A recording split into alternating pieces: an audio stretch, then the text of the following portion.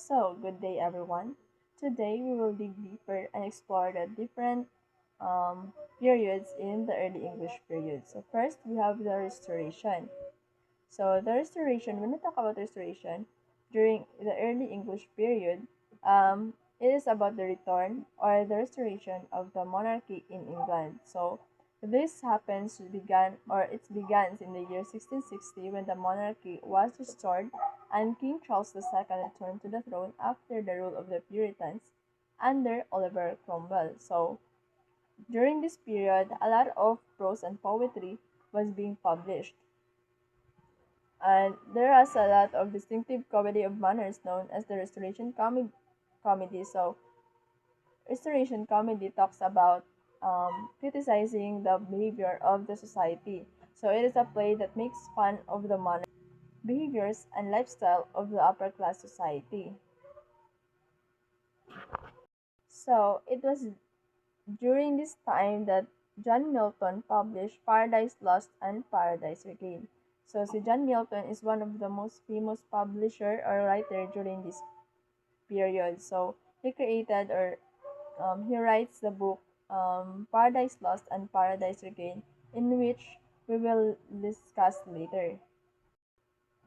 So in literature, the term restoration also describes the period from the year 1660 to 1700s, which marks first the revival of theater and drama. So during this period, it is about the revival of theater and drama since before this period or the Puritan during the Puritan rule, many forms of entertainments occur. So especially in theaters and stage plays. So during Puritan rule, it is being banned because they were considered mali. It is marked by, first, the revival of theater and drama.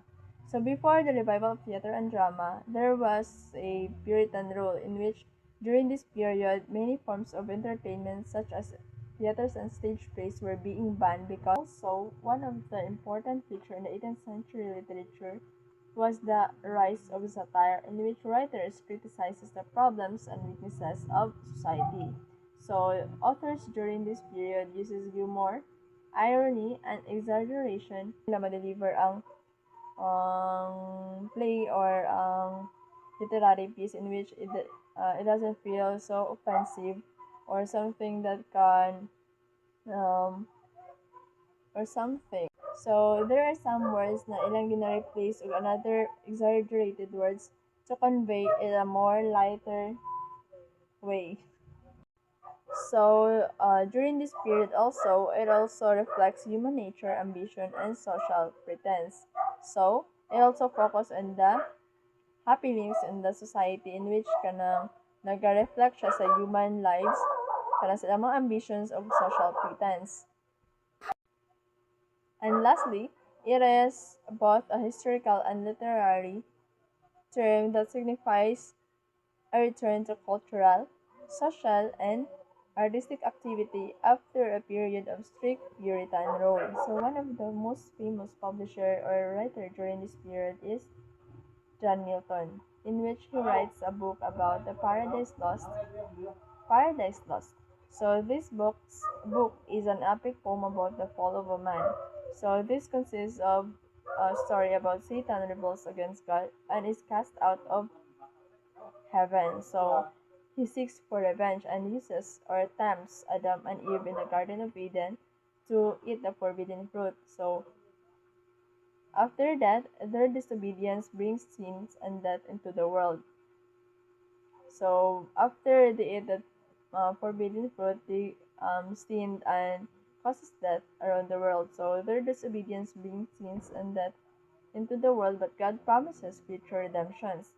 Poem explores good versus evil, free will, obedience, and human responsibility. So now let's proceed to the second topic in which the 18th century literature. So 18th century literature is also called as Age of Enlightenment. So, gina-emphasize diri nga time ang reason, logic, and morality. So, it began in the year 1700s up to late 1700s.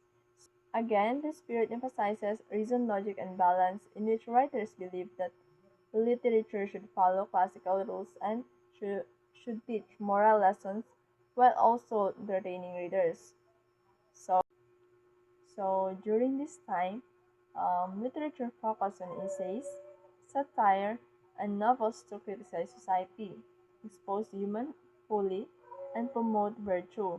So, same na siya sa restoration, nag-use gihapon siya wit or satire words in which maka-replace sa original words. During this time, um, literature become a way to discuss morality, education, and social behavior. And some of the authors which is well known during this period is Jonathan Swift, Alexander Pope, Daniel Defoe, and Samuel Johnson. So its main concern was human nature, social reform, and moral instruction. So dito focus to mga writers na gipang mention na ako earlier. So again, when we talk about restoration literature, it focuses on human behavior, social manners, and wit, using satire and comedy of manners to expose vanity, hypocrisy, and ambitions. So most of the literary piece during this period is nag-focus siya in human behavior and social manners, while sa 18th century literature nag-emphasize siya about sa reason, morality, and social critique with the use of essays, novels, and satire to reflect human nature and virtue. But both periods blend entertainment with moral and social insight, highlighting truths about society and human behavior. So both are essential. With these two periods, the help of these two periods, nag-develop gihapon ang literature karon. And here are the reference. That's all. Or this is the reference I've gathered in this discussion. That will be all. Thank you, everyone. Goodbye.